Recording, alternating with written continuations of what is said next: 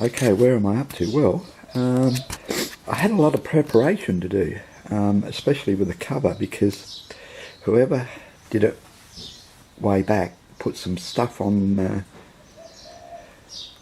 these seals, and it was really hard to get off. I don't know what they used, but anyway, I got it off, and what I used is underneath these seals I've used Loctite 515, which is like a gasket eliminator, but what it's good for is for sealing rubber against metal. So yeah, they're installed. I'll just turn this over. The new rubber gasket seal for the rocker cover is installed. You can see blue tape around it. Now the reason, because it's got blue tape, is because I've put little dobs of silicone, heat-proof silicone, right along and around the whole area where that seal goes, so it helps me put the cover back on without this particular seal moving. So it's only a light, very light masking tape. So that was just there overnight to make sure it stays there, the seal, and that is all ready to go. It's taken me a bit longer than I thought, but anyway, better to be safe than sorry. Clean that up, of course. Some sort of thing that goes on the top of this cover. Got a new metal seal for under there as well. So that's where I'm up to now. All I have to do is get cracking on the actual valves. So this cover's ready to reinstall, and let's get on with it. I also forgot to mention I've put new ones of these in as well. That's where your spark plugs go, down in there. Well, they come through there. So they're all new. Didn't have to use anything to keep them in place because they're actually like an indented, and they just push in, and hopefully they'll stay there when I put the cover back on. So I thought I'd better mention that as well, that they're new as well. Now a lot of people will use the back wheel to get the lobes in the correct position for testing the gaps, but me, I don't mind doing this.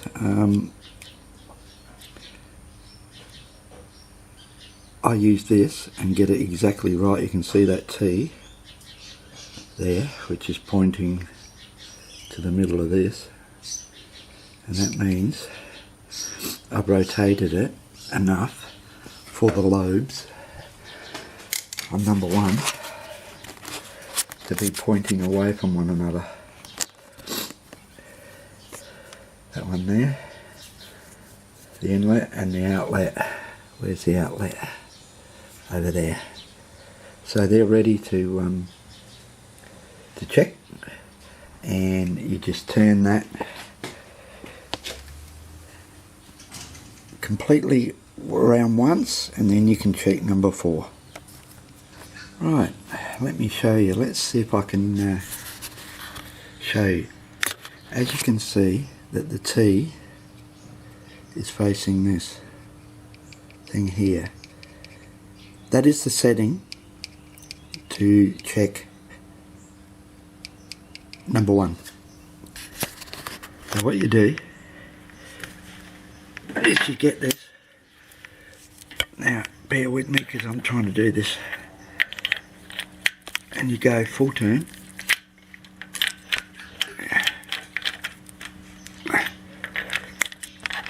You do it full turn right around.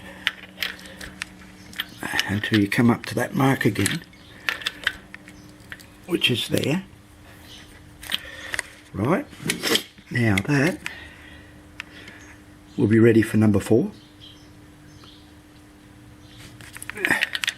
Half a turn, exactly the opposite to where we were. That'd be number, well, either 3 or number 2, I can't remember, but I'd have to look up there. But and another full 180, we'll say that was number 3, full 180.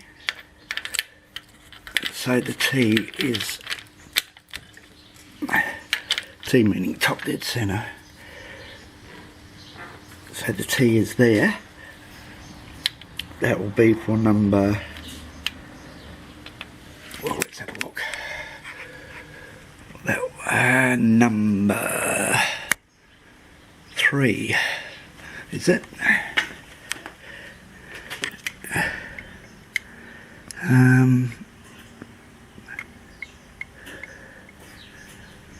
No, it's for number 2. So that's number 2 setting. So if I went a full 180 again, that'd be number 3.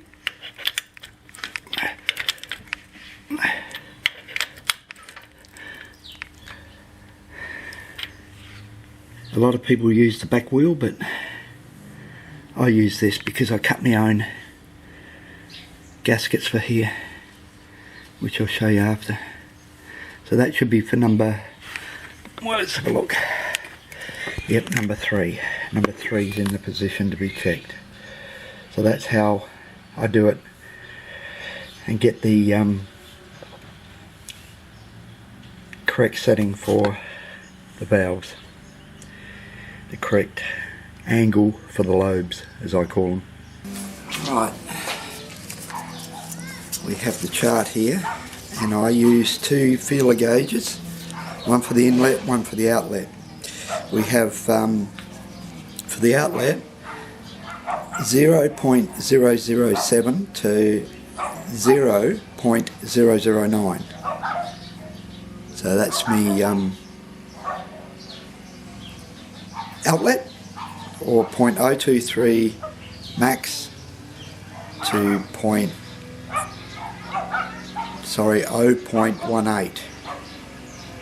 for the minimum. So that's what I use for the outlet.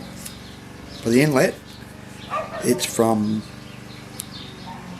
0.004 to 0.006 or 0.10 millimeters to 0.15 millimeters.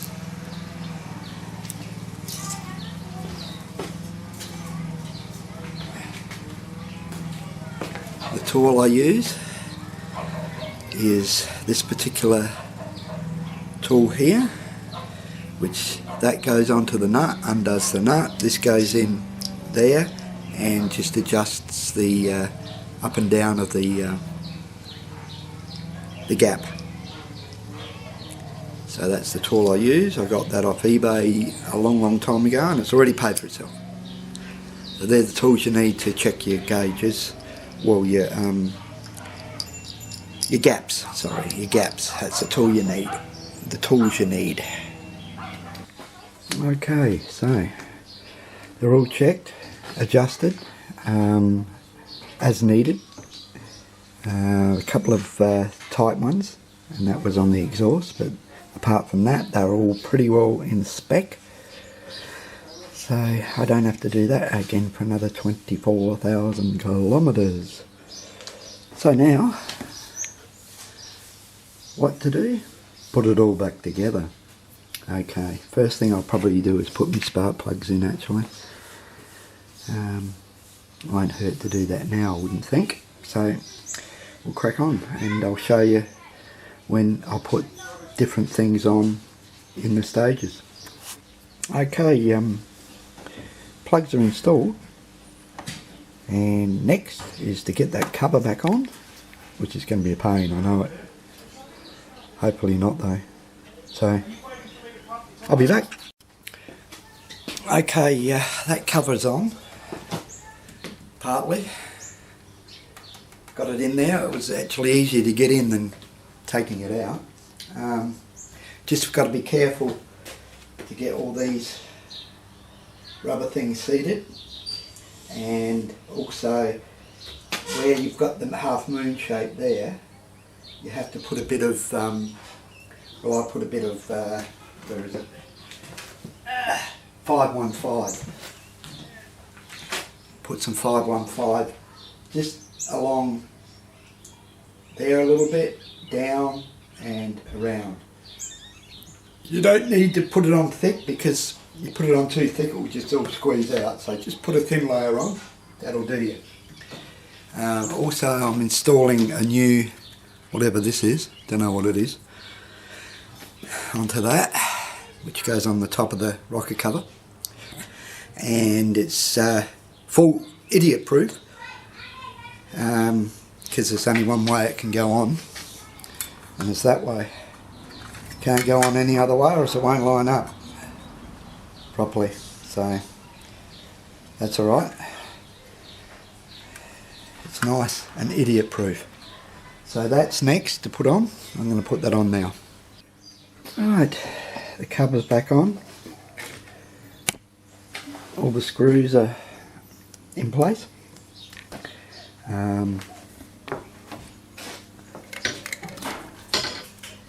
Where are we? Those two, and the other side bolted in. The oil line is on both sides. I think I mentioned that there was 4 and there's only 2 in a video. Plugs are in, and everything's tightened up where that is concerned. Now, I think I told you a bit about a particular bolt that was hard to get at. It's right in there. You can see it right up there, right near the red post there. That's the hardest one to get to, but I got it. So that's one you'll encounter that's a little bit hard to get to. Also, I mentioned the Loctite 515. Loctite 515 is very good for rubber to metal. 3-bond is a good one for metal to metal, for sealant. So I didn't have to use that because I'm going rubber to metal. Just I thought I'd throw that in. Okay, so the coils are back on, the air pollution rubbish is back on, and I just got to put the cover back on the other side, which helps me rotate the motor. And I cut out my own gasket, so I hope that'll be alright. And I'll show you a little trick that I learned from someone, a friend, about these gaskets when you put them on.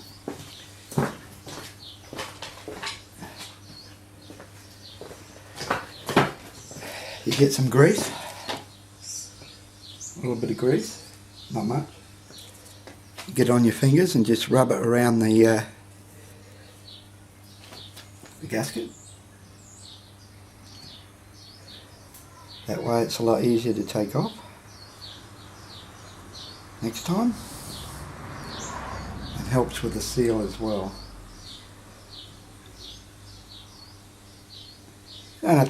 You don't have to plaster it on or anything like that. You just have to get it on there in a nice, smooth, even fashion. As you can see, I'm close now. I'm close to finishing, which is good. It's been a long, arduous task, but, well, it's certainly saved me some money, that's for sure. Just be careful, because when I did this once before, I rubbed too hard on it and it actually broke the, it tore the the gasket, so just be a little bit careful. Don't lean on it or anything like that.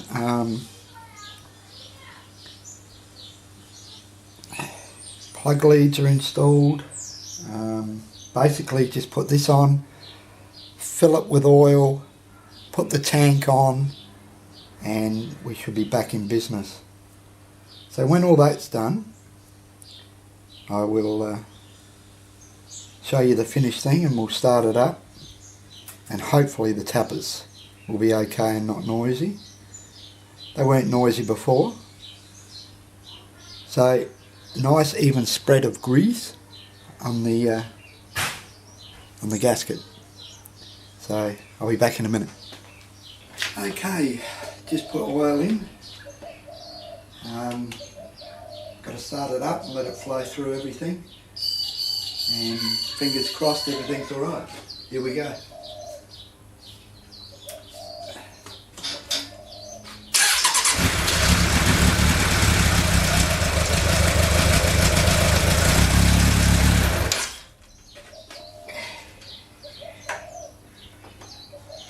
Fuel.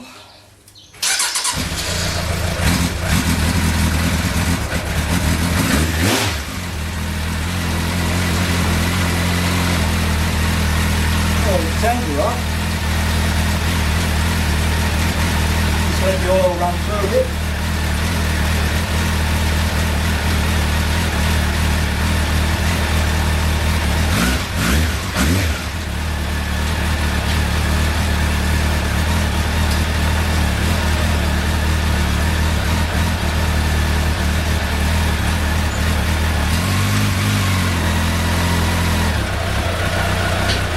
Let it idle for a little bit.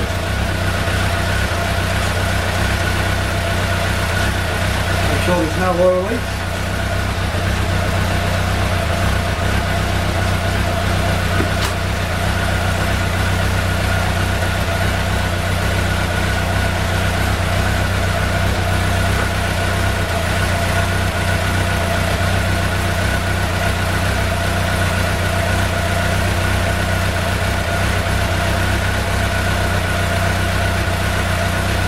Well, everything looks alright, only time will tell though.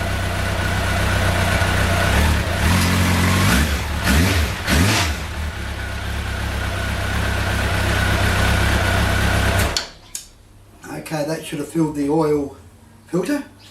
Now all I have to do is wait until check that and put the seat on, job's done. I hope you enjoyed the saga. Everything looks alright, and well, fingers crossed, everything will be alright. And I've done a good enough job.